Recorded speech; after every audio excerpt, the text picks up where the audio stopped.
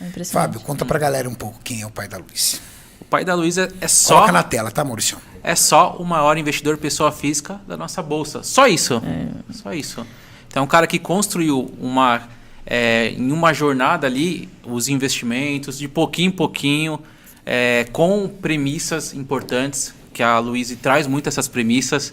As premissas de você ir comprando empresas ali que estão abaixo do preço, desvalorizadas, e pensando sempre no futuro, sempre. E quando tem oportunidade de queda, oportunidade de crise, aí que ele compra um monte. Quando todo mundo está correndo, é aí que ele entra. Então, assim, é um pensamento que é muito difícil ter hoje, Kariane. Muito difícil. As pessoas querem Você acha tudo ele no muito curto prazo. arrojado? Ou ele é conservador? Fazendo a leitura da carteira dele. Acredito que ele entra no meu termo ali. Ele entra no meu termo. Por quê? Porque Coloca na tela o ele é ônibus. arrojado no sentido de comprar quando ninguém está vendo, quando ninguém acredita, então ele é arrojado, só que ele é conservador na maneira de pensar, porque ele pensa a longo prazo. Olha eu falando do seu pai aqui. Não, mas concorda? é legal. Concorda? Não, mas é legal a gente falar, sabe por quê? Porque assim a Luiz tem a visão externa. Porque ela vive com um Luiz... que é o pai. Então ela tem as fraquezas de um homem que a gente só vê fortaleza. É verdade. Então é legal ela conseguir enxergar, inclusive. Tá aí, ó, pessoal. Tá aqui o homem, Luiz Barsi. Eu conheço e acompanhei ele há um tempo já. Não tem muito tempo. Mas não tem muito tempo porque ele é uma pessoa um pouco avessa à rede social. Ele tá descobrindo isso agora. Deve ser influência sua, Luiz. Ele é low profile. Low profile. Mas ele é um gênio. É um absurdo a forma. E o que é mais inspirador nele, como ele ensina você a lidar com dinheiro, cara. Assim, tipo, existem coisas que para ele são totalmente atingíveis financeiramente. E ele olha e fala assim, cara, mas isso não é uma prioridade para mim. Por que eu vou ter isso? Então ele ensina muito pra gente o que é prioridade e o que é vaidade. É verdade. Eu acho que muito mais do que educação financeira, o seu Luiz Barsi, ele consegue mostrar pra gente... muito mais do que ensinar sobre finança, eu acho que seu pai ele é capaz de ensinar a gente sobre a vida. Seu pai começou com quantos anos de idade? Ele era uma pessoa de vida simples? Você vem de uma geração de quem tem dinheiro ou não? Vida simplíssima. A minha avó veio imigrante da Espanha, né? E veio com 12 anos pra cá, conheceu meu avô, teve o meu pai, ele perdeu o pai com 1 ano de idade. Então, naquela época, filho, neto, essas coisas, era filho do meu filho. A nora não tem nada a ver. Então, quando o meu avô morreu, o meu bisavô meio que expulsou a minha avó e meu pai de casa e eles tiveram que ir para um cortiço no Brás. Então, ele dividia ali uma salinha, né, um quarto com outras 3, 4 famílias também de mães solteiras, né? Então, as mães que não trabalhavam ficavam olhando os filhos e a minha avó saía para trabalhar. Já trabalhou de tudo, lavadeira, costureira, né? Até que ela juntou uma graninha e montou ali um estúdio de costura. E a primeira profissão do meu pai foi de engraxate. E logo depois, quando a minha avó montou a lojinha de costura dela, foi alfaiate. Inclusive, ele teve a profissão de alfaiate junto com o Ronaldo Esper. Caramba. Ele se lembra do Ronaldo Esper no Brás, lá tal. Eles eram colegas de profissão na época. E uma das coisas que a minha avó sempre incentivou foi o estudo. Então, o único momento em que você não vai trabalhar junto comigo é no momento da escola, você tem que ir. Sempre fez questão disso e ele sempre foi muito estudioso. Então, ele se formou, foi fazer técnico em contabilidade, que ele falou, não, eu preciso aprender a ganhar dinheiro. Naquela época, fazer um técnico já era algo absurdo. Já era algo absurdo, né? Então, imagina, ele nasceu em 39, né? Então, ele fez um técnico em contabilidade. Minha avó super orgulhosa, né? E começou a trabalhar com escritório de contabilidade, auditoria.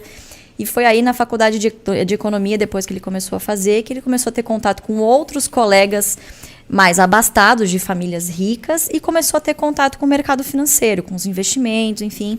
Até que um amigo apresentou para ele o pregão da bolsa, né? Que imagina, naquela época era tudo viva voz, tudo na pedra. Então, até hoje ele fala, pendura na pedra, né? Imagina, hoje é tudo eletrônico. Pendura na pedra, né? Fechado, tá? Então, você tinha muito essa questão de os negócios eram fechados no fio do bigode. Eu falo, eu compro, você vende, é isso.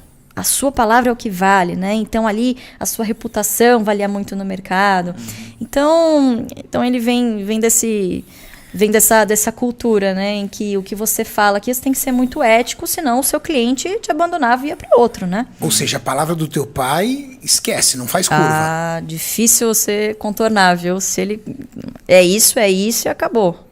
Ele é uma pessoa assim. E como ele começou a investir na bolsa sozinho ali? Exatamente. Então, e aí por ele ter esse know-how em contabilidade é a linguagem dos negócios, né? Bolsa nada mais é do que empresas, são ativos reais. Então, por ele ter esse contato com auditoria, que era meio que um segundo emprego dele, ele largou o escritório de contabilidade e foi trabalhar como operador. Então, ele tinha lá os clientes dele, comprava e vendia para os clientes dele e operava para ele também, com um pouquinho de dinheiro que ele tinha. E uma dessas visitas que ele fez como auditor, ele começou a perceber, puxa, o Estado, né, os controladores das empresas que eu audito, sobrevivem de dividendos. Por que eu não posso fazer o mesmo? Né? Porque ele via ali os colegas ao lado dele. O mercado financeiro, imagina, desde aquela época, é uma coisa sedutora. Você tem a possibilidade de ganhar muito dinheiro. Então, naquela época, as informações estavam aí, estava no pitch. Quem estava ali na bolsa era quem tinha muito dinheiro, tinha as informações. Então, você imagina, é um negócio muito tentador, ainda mais para ele que veio de baixo, que sempre teve essa gana de querer vencer, de nunca mais querer voltar a ser pobre. Foi por isso que ele foi trabalhar na bolsa, isso que ele disse. Nunca mais quero voltar a ser pobre, né? Quero dar um futuro digno para minha família. E aí ele começou a ver que no momento de boom, todo mundo ganhava dinheiro, comprava um carro.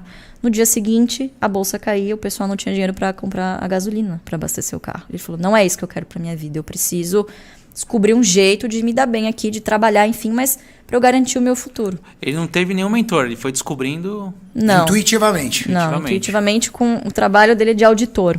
Né? Então, você imagina, né, naquela década de 60, difícil você ter influências de investidores de fora, que já faziam isso, mas não era um mundo globalizado como a gente tem hoje, né?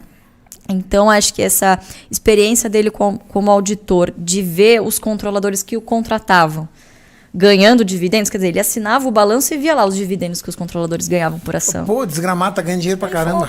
Pô, por que ao invés de eu abrir uma empresa, eu já faço isso, eu já compro participações societárias na bolsa.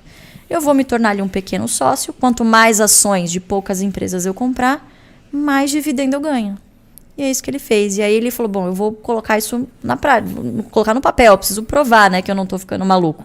Isso aqui deve funcionar. Então ele começou a fazer para ele, para alguns clientes que acreditaram nele. E aí ele fez um estudo com uma das empresas que ele auditava, que era a CESP. A de energia? De energia, exatamente. Capital aberto até hoje. Né? E ele foi mostrar para o RI. Ele falou, fantástico, incrível, não sei o quê. Por que você não publica isso? Ele pegou o trabalho, levou numa corretora, a corretora patrocinou, né? Mandou imprimir, pode imprimir, né? E fez o maior sucesso na época, mas depois meio que caiu no esquecimento, porque o mercado tem a memória muito curta. É igual fofoca. Hoje tem uma coisa que está na moda, amanhã essa ação não está mais na moda, ninguém mais está falando disso. Então, é um mercado sedutor, mas se você faz diferente da manada, com disciplina, com paciência, você chega muito longe. Não é rápido. É fácil, é simples, na verdade, mas não é fácil. Porque você tem uma luta, inclusive, fisiológica. Você está ali, no meio de um monte de gente que aparentemente está ganhando muito dinheiro, e você está lá, comprando as mesmas ações, ganhando... Ou seja, literalmente você tem que fugir da sedução. Exatamente. Da sedução do lucro rápido, do resultado rápido. Exatamente. O seu pai, ele já te contou, ele se recorda qual foi a primeira ali ação que ele comprou? Qual foi a primeira empresa que ele acreditou? Ele não lembra. Mas o primeiro case dele de sucesso, de ter muitas ações, ele tinha uma meta de ter 100 mil CESP. E ele comprou 100 mil CESP, porque na época pagava centavos, né? Custava centavos e pagava, por exemplo, custava R$1 e pagava 50 centavos de dividendo por ano. Então ele fez a conta, se eu comprar aqui um monte de ação, eu vou ganhar 50 centavos por ano e em 2 anos eu já praticamente paguei todo o meu investimento e o resto é só dividendo. Então ele foi fazendo isso, e aí foi aumentando o leque de ações dele, foi de pouquinho em pouquinho, conquistando outros clientes também de longo prazo. E foi isso. O resto é história, né? O tempo fez o seu papel. Fez história. A matemática, que eu gosto de falar. A galera, para vocês terem uma ideia, pai da Luísa, que é o Sr. Luiz Barsi, ele tem hoje dividendos que rendem para ele diariamente R$1 milhão. Isso foi impactante, hein? R$1 milhão por Essa fala dia é o que ele recebe de dividendos de tudo aquilo que lá atrás ele começou e até hoje ele continua investindo. E aí, imagina fazer uma renda de R$1 milhão. Imagina. Todo dia. Então, daqui 60 dias, você tem 60 milhões de reais.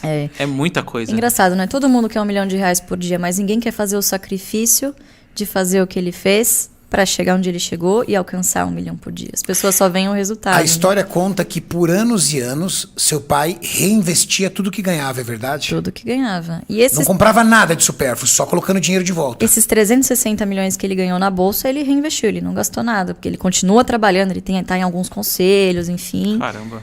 Então ele ainda sobrevive do trabalho dele, com 83 anos, e reinveste praticamente tudo que ele ganha em dividendos. Ele Luiz, continua fazendo a mesma coisa. A hora que o Kaique fez a pergunta, Quantos né, do filhos primo. ele tem?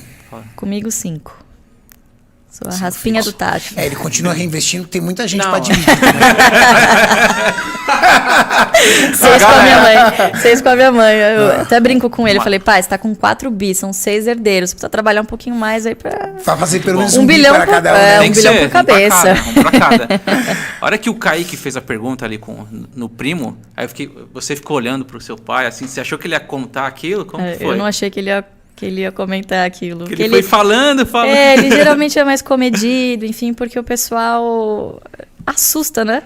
É um Assusta? susto bom, é um susto Mas bom. posso falar, foi muito legal ele ter contado. Porque, Foi demais, cara, aquilo demais. gerou uma repercussão incrível, motivadora. É uma o seu inspiração. pai, ele é zero arrogância. Zero.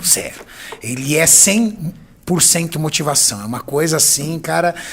A vontade que dá é de pegar o seu Luiz, botar na mesa e falar: seu Luiz, eu quero ficar 3 dias ouvindo suas histórias. E a gente precisa desses exemplos, né, Cariane? Claro. Esses exemplos de pessoas que conquistaram, que chegaram lá, serem pessoas boas. É. A gente falta exemplos, né? No podcast do primo, né, o Mauricião, para você ter uma ideia, né? O cara começou a calcular tudo o que o senhor Luiz Barsi poderia comprar por dia. Não sei quantas Land Rover, não sei quantos barcos, não sei quantos isso, tal, tudo. Aí ele virou e falou assim, tá, mas isso não é uma prioridade para mim. Exatamente. A minha Comprar carteira. essas coisas não é uma prioridade para mim. Prioridade para mim é cuidar e investir na minha carteira. Não sei quantos iPhones, não sei quantas Aí entradas eu- pra Disney. É, bem isso. Cara, é fascinante, é fascinante. É o que faz ele feliz, né? Então. E